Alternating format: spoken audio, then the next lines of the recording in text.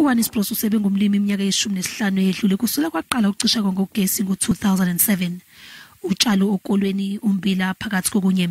Ukucishakonga kunomthelela omkhulu emkhakheni wakhe. Abalimi bathi bagcinyela ugesi kathathu ngelanga. Le mishini idinga ugesi ukuze ichelele izitshalo zabo.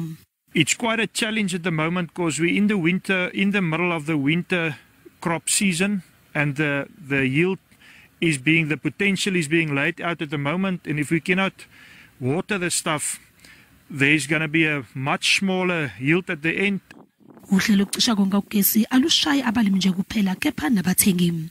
The crop that we planted in June and July is by far the most expensive wheat that we ever planted, with the high diesel prices and the high fertilizer and input prices. So somewhere it's going to be turned over to the consumer at the end of the chain.